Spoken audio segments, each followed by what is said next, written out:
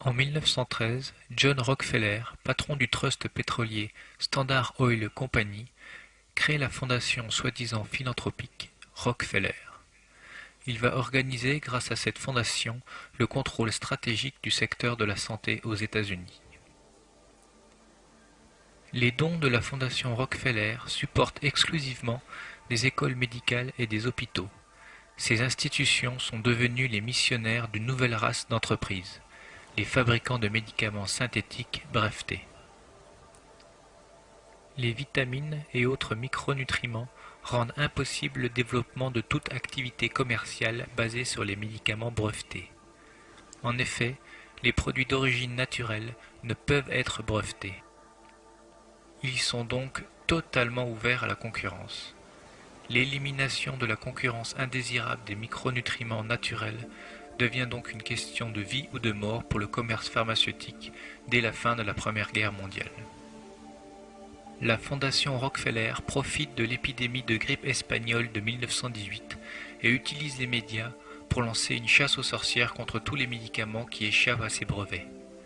Au cours des 15 prochaines années, toutes les écoles médicales des États-Unis et la plupart des hôpitaux deviennent des pions sur l'échiquier stratégique de Rockefeller pour mettre l'ensemble du secteur de la santé sous le monopole de ces entreprises pharmaceutiques.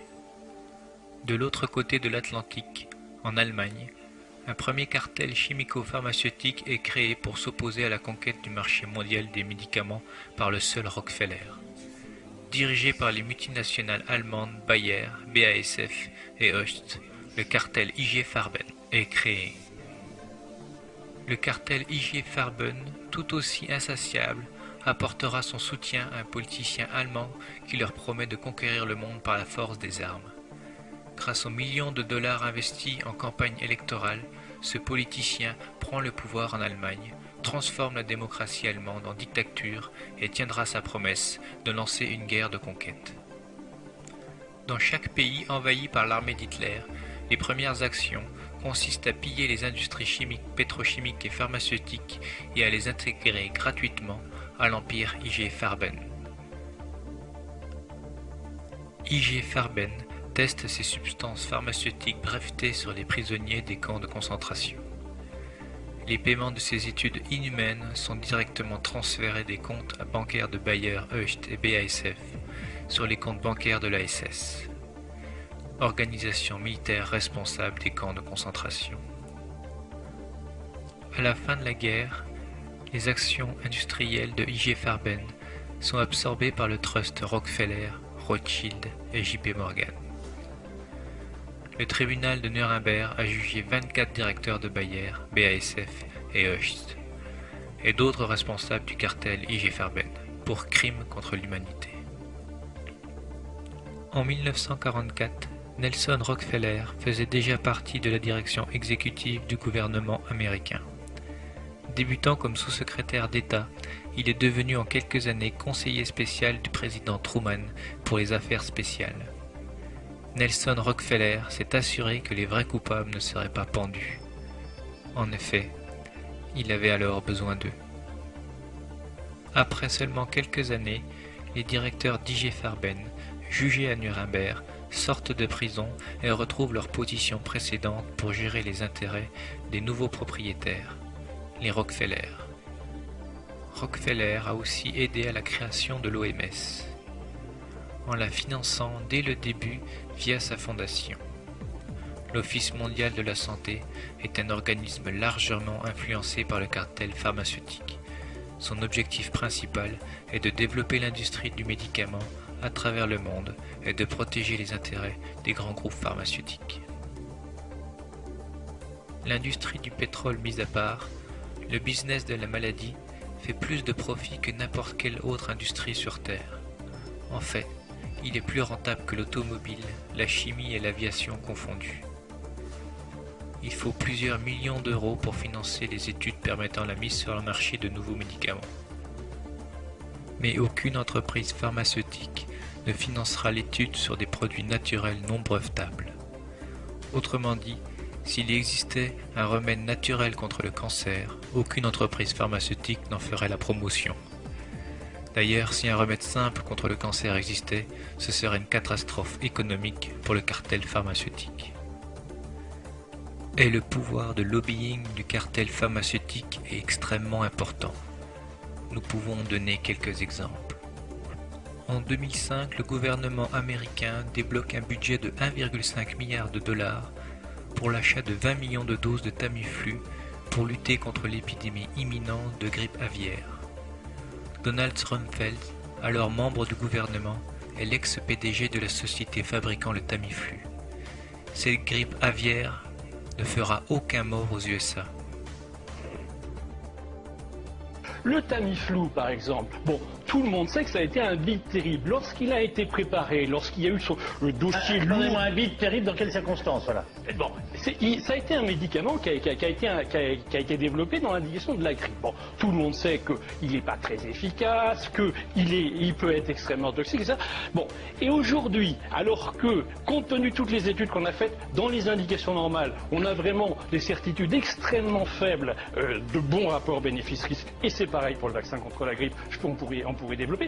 On nous dit, sur ce virus que personne connaît, sur ce virus qui est tellement effrayant parce qu'on ne connaît pas, on dit, le Tamiflu, ça marche, mais c'est ahurissant. Mais attendez, un médecin vous prescrit du Tamiflu pour votre grippe, vous ne le prenez pas, vous le jetez direct à la poubelle. Et puis je ne vais pas l'acheter parce que j'ai quand même pitié des finances de la Sécu. C'est une honte. Et je pèse même que c'est une honte. On vit quand même dans une situation de dilapidation des fonds publics qui est grave. Un moyen communément admis pour être efficace afin d'éliminer une maladie est la vaccination.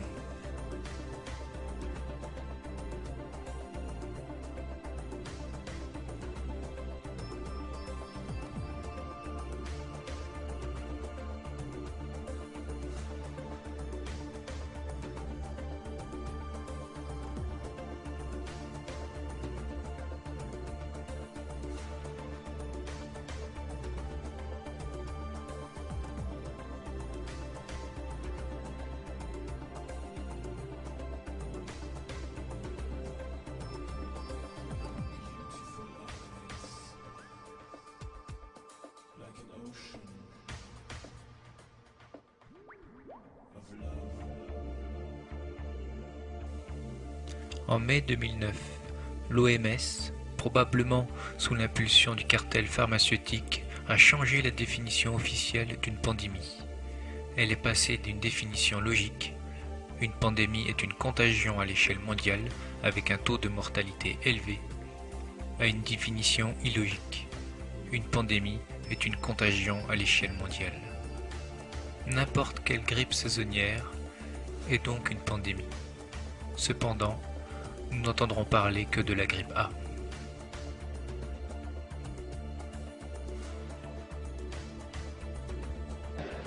Sur 6 millions de personnes convoquées dans le cadre de cette campagne de vaccination, 1 million de Français se sont déjà fait vacciner.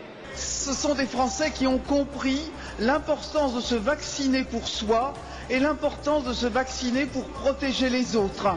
Et vous avez eu raison de signaler les formes extrêmement graves que peut revêtir cette épidémie de grippe A. Il y a par exemple 10 décès supplémentaires qui ont été enregistrés avec ces formes graves lors du dernier week-end. Alors cette campagne de vaccination s'est mise en place. C'est la plus grande opération de santé publique qui a été menée dans notre pays. Alors Marc Girard, est-ce qu'on cède à la panique ? Alors écoutez, avant de venir, j'avais un mot qui me traînait dans la tête, c'était circonvenir. Circonvenir. Et alors, qu'est-ce qu'on fait quand on a un mot comme ça? On se reporte au grand Robert. Alors, circonvenir, c'est agir sur quelqu'un avec ruse et artifice pour parvenir à ses fins, obtenir ce qu'on souhaite, par contre. Et le premier exemple donné par le Robert, c'est circonvenir ses juges. Et les renvoie, c'est tromper, abuser, emberlificoter, embobiner, emmitonner, endormir, entortiller. Alors j'espère que les auditeurs francophones me seront reconnaissants de cette petite leçon de français. Alors, ma remarque est simple, c'est que on cherche à circonvenir les juges. Alors on verra peut-être qui ça peut être. Alors quel est le but? Le but, il est là comme ailleurs, comme avec l'école, etc. D'entretenir une espèce de climat de dramatisation extravagant crédibilisant une menace terrible. J'aurais écouté la télé il y a depuis 2 ans, je me serais fait vacciner 45 fois, grippe A, grippe X, grippe H1N1, des milliards de morts. Je vous rappelle que c'était sur vos chaînes. C'est un autre procès. Oui, mais c'était sur vos chaînes que vous l'annonciez, je suis désolé. Les gens, et c'était seulement sur Internet, qu'il y avait l'affichage du CV de Bachelot qui a fait un phénomène de revolving doors entre les lobbies pharmaceutiques et les postes ministériels. C'est-à-dire qu'ils travaillent 2 ans à tel poste et qu'ils reviennent et qu'ils se donnent des petits coups de pouce entre eux. En réalité, l'administration sanitaire nous donne l'exemple d'une violation quotidienne de la loi, et je vous en donne 2 exemples. Il y a une loi du Code de la santé publique de 2007 qui fait obligation à tout professionnel de santé qui s'exprime sur les ondes de faire état de ses liens d'intérêt. Cette loi est bafouée tous les jours. Tous les gens qu'on voit dire la grippe c'est très grave et ça, on connaît bien leurs liens d'intérêt. Bon, il le dit, bon, il le dit. Ce que vous êtes en train de nous dire, c'est qu'il y a des liens entre les laboratoires pharmaceutiques, bien entendu, et que ça arrange les labos pharmaceutiques. Bien entendu. Et à côté de quoi, d'autres mesures dont l'intérêt financier va beaucoup plus de soi, comme les vaccinations, une vaccination obligatoire. On ne va pas chipoter sur une vaccination obligatoire, sur une obligation de vaccination, si on en est au pays des droits de l'homme à contester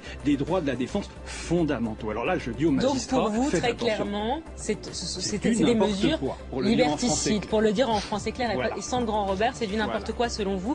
Il ne faut pas en arriver à ces extrêmes-là. Bien entendu. En cas de pandémie ou pas, il ne faut pas en arriver à cet extrême-là. Mais la grippe, c'est une pandémie tous les ans. On est en train de chipoter sur les mots. Alors, puis-je rappeler quand même que je suis co-auteur d'un des grands dictionnaires de médecine en français, qui est le dictionnaire Flammarion. Pandémie, c'est un terme très vague pour dire une épidémie qui s'étend à beaucoup de pays. C'est tout. C'est pas la peine de chipoter. La grippe, par définition, en quelque sorte, c'est une pandémie.